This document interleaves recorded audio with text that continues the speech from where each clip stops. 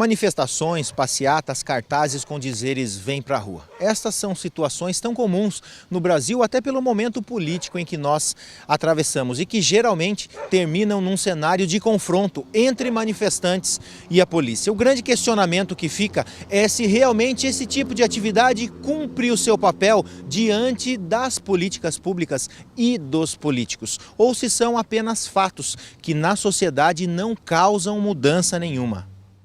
Um dos canais de envolvimento entre população e os políticos é o portal E-Cidadania, que foi criado em 2012 pelo Senado Federal com o objetivo de estimular e possibilitar maior participação dos cidadãos nas atividades legislativas, orçamentárias, de fiscalização e de representação do Senado.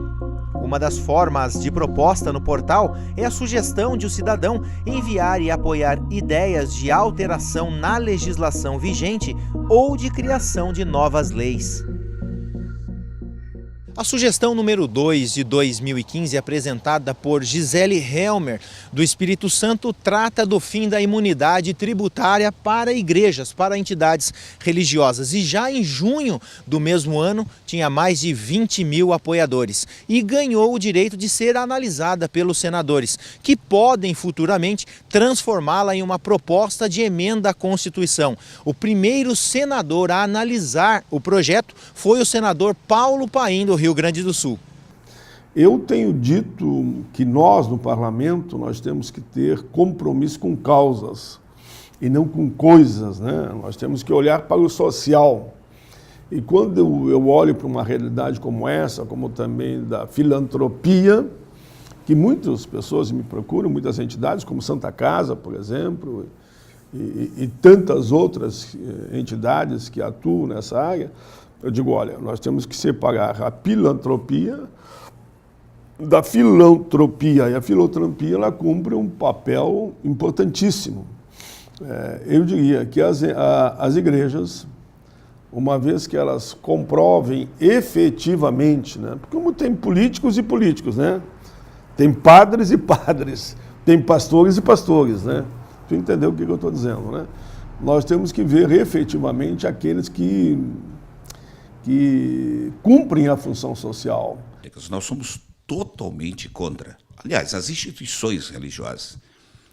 Uma vez que a própria Constituição, no seu artigo, já fala a respeito de que as igrejas são isentas de tributação.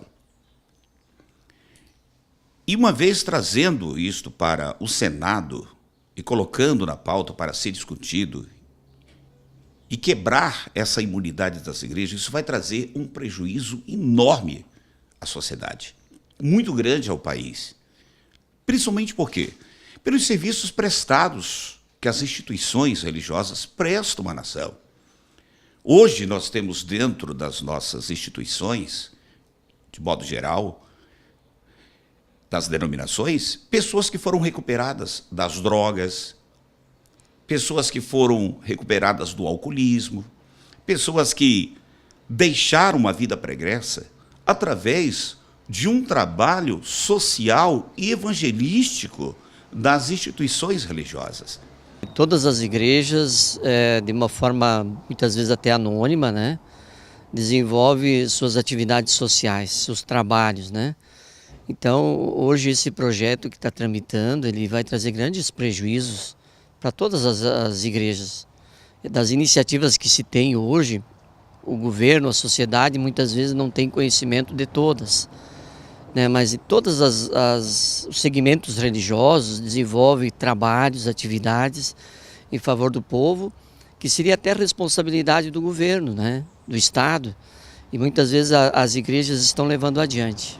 O advogado Éder Faustino, pós-graduado e especialista em direito público, acredita ser pouco provável que a medida avance, mas afirma que líderes religiosos devem ser responsabilizados caso façam mau uso dos recursos. Bem, o que tem, na verdade, o que está havendo é uma discussão pública, né? Existe uma consulta pública no site do Senado questionando, um cidadão propôs para que se propusesse algum projeto para retirar a imunidade das igrejas, né? Ele diz nos argumentos dele que era porque a igreja não pode permitir que seus líderes se enriqueçam, que a igreja está explorando economicamente a fé das pessoas. Se isso realmente pode ser verdade em alguns casos, nós não podemos pôr fim a isso em razão de algumas igrejas ou alguns líderes religiosos não estarem se portando ou estarem usando isso de maneira indevida. Agora, eu não acredito que isso vá adiante, porque a nossa Constituição brasileira trata este tipo de imunidade, assim como a separação entre os poderes, o direito ao voto direto que cada cidadão tem, como um valor, uma regra que não pode ser mudada pela Câmara Federal, o Senado, pelo Congresso. É a chamada cláusula pétrea, né? Então são garantias que não podem ser alteradas pelo legislador. Então hoje há esse entendimento, então eu não creio que isso vá adiante. E agora eu defendo sim que aquelas igrejas ou líderes religiosos que fazem mau uso, né, da condição de religioso ou na administração de uma igreja, que explorem a fé dos fiéis, o Estado deve fiscalizar e essas pessoas devem ser repreendidas ou mesmo sofrer as consequências dos seus atos. Mas não nos podemos por fim a uma garantia constitucional porque alguns poucos fazem mau uso dela. Se a lei vale para todos, qualquer um que fazer desvirtuamento do bem público para outros fins, que responda pelo que fez. Não há ainda um projeto, né? Apenas está se discutindo uma consulta pública, jornalistas falam sobre isso, alguns periódicos estão debatendo esse tema, né? Ainda não há um projeto ainda para poder se discutir isso, mas quando se trata de processo legislativo, as igrejas, como qualquer cidadão, ele tem o direito de se manifestar neste processo legislativo, através dos seus representantes que estão lá. Porém, se após a discussão, digamos que houvesse a possibilidade, se o Congresso avançasse algum projeto que viesse a pôr fim a essa garantia constitucional, depois de aprovado e sancionado e entrado em vigor, não há o que ser feito, né? A não ser verificar a conformidade do processo legislativo se ocorreu de acordo com a Constituição Federal. Mas eu volto a dizer, eu acho pouco provável que isso avance, dada que essa garantia constitucional ela tem uma proteção especial contra a intenção de reformar essa parte da Constituição Federal.